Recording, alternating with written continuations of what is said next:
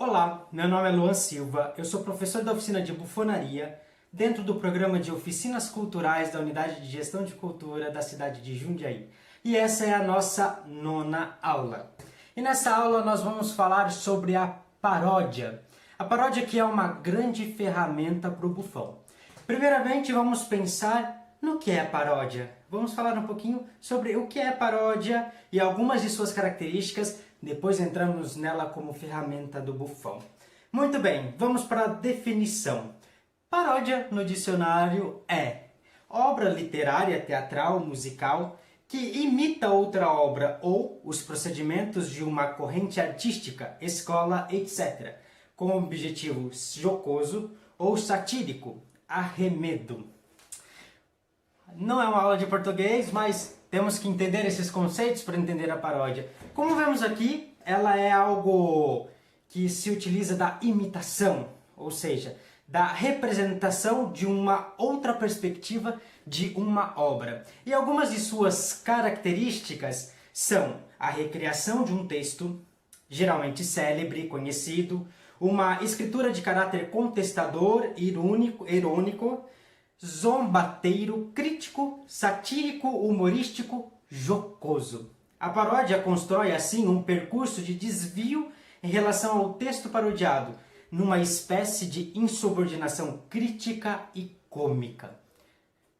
Vocês perceberam a semelhança entre a definição do que é paródia em relação à definição do que é bufão?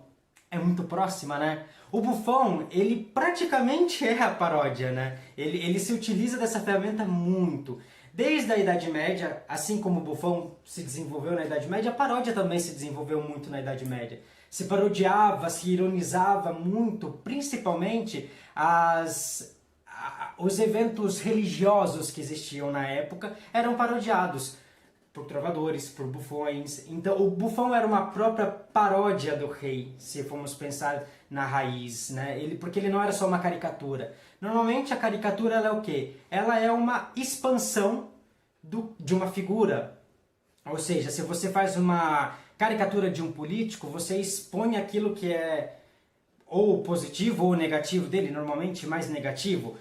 Mas é simplesmente uma capa. O bufão, ele não é só essa capa, né? Ele se aprofunda nisso. Então ele usa dessa ironia, dessa sátira para zombar do rei, assim, na Idade Média. E hoje, provavelmente, o bufão utiliza-se disso também para zombar das realidades e das mazelas que nós temos atualmente no nosso mundo. Então é uma ferramenta muito imprescindível, ou seja, utilizar a paródia como uma forma de criticar pensando na comicidade também, ou seja, se aprofundar nesse tema.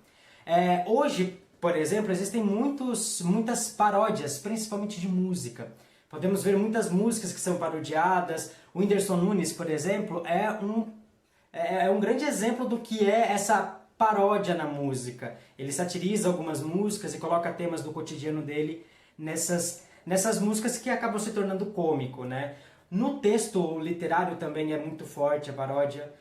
Como diz aqui algumas das características que eu disse, existe a paródia de textos normalmente célebres, porque quando a gente faz a paródia, ela tem que se associar um pouco à obra principal, à obra de referência, à obra matriz. Ou seja, eu tenho que ter algo semelhante nele para que eu crie minha paródia, para que as pessoas façam uma ligação. Assim como eu parodiar uma pessoa pública, né, um político, assim como eu parodiar uma música, tem que ter algo nela que se assemelhe. E uma coisa muito interessante falando também, que a paródia, ela dentro da Constituição, dentro dos direitos autorais, ela não é considerada plágio, desde que não haja reprodução da música ou do texto, desde que seja uma paródia. Então, podemos fazer paródia sem problema nenhum também com essas partes burocráticas.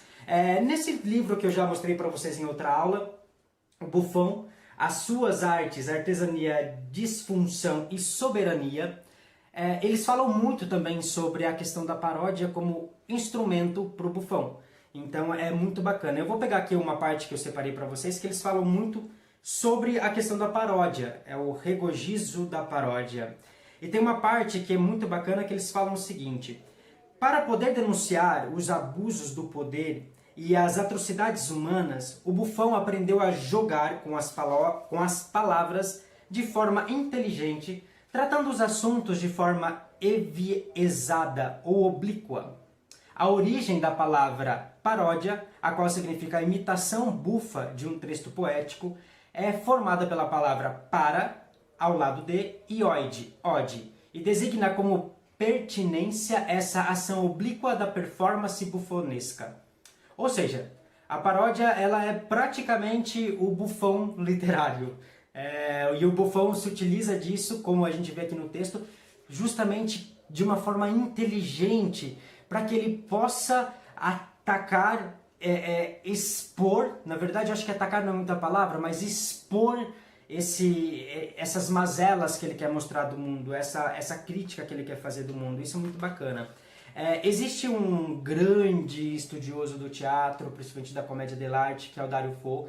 Ele escreveu uma obra que chama Mistério Bufo, e nessa obra ela é muito bacana. Se vocês até tiverem curiosidade, tem uma montagem dela no Brasil que é feita pela La Mínima, e tem o texto, o espetáculo inteiro na internet, vale a pena conferir. Esse espetáculo ele faz releituras muito cômicas e bufonescas de passagens bíblicas, como por exemplo a ressurreição de Lázaro, o filho pródigo, entre outras. Então é muito bacana vocês verem como que é utilizado a paródia e a sátira nesse sentido. E o legal é pensar também que a paródia e a sátira elas estão muito próximas, porque a sátira normalmente ela não é tão cômica, a paródia quase que praticamente nela ela já é cômica, mas a sátira ela também entra com uma parte da crítica muito forte. Normalmente não é cômico, mas geralmente é cômico, e ela tem esse viés crítico que é muito forte no Buffon e é muito forte na paródia também. Legal? E pensando como que a gente pode criar essa paródia, eu proponho para vocês um exercício muito bacana, que é experimentem pegar um tema, peguem um tema que pode ser um tema do seu cotidiano, ou algo que te aflige, algo que estamos vivendo no momento que você pode pegar como um tema para você desenvolver. Escolha um texto, um poema, uma música, para que você possa desenvolver essa paródia.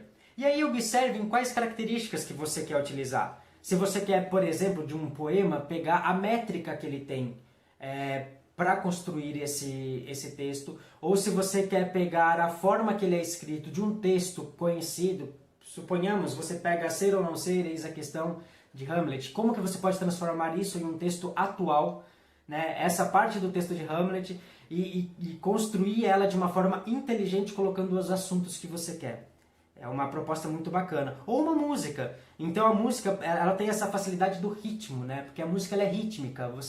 Se a pessoa conhece, ela ouve aquele ritmo e ela já vai compreender da onde você está trazendo isso e também vai compreender a sua sátira. Que é uma coisa bacana da paródia também, que ela tem que ter uma referência.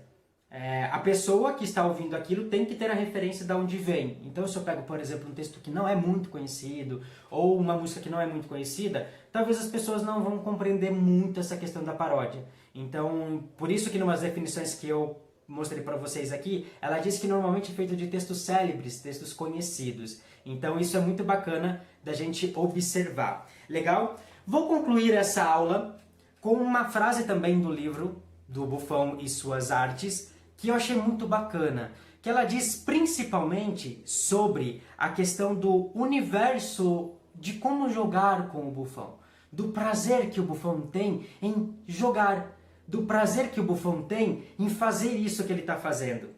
É o seguinte, é uma parte do trecho, que é um trecho que ele fala, que é retirado de um livro de Martin, que é muito bacana, que diz o seguinte: assim, o que o ator busca nesse território é o prazer do jogo paródico. Não só o prazer em parodiar, mas o deleite em fazer o vai e vem entre o alvo da nossa paródia e o Buffon, que está por trás desse discurso irônico e cheio de ambiguidades. A ironia nos faz perder a segurança de algumas evidências. Ela introduz uma nova visão das coisas, como que retirando o véu das aparências. Bacana. Retirar o véu das aparências. Expor. Essa é uma das funções do Buffon. Ele traz o riso a partir da exposição.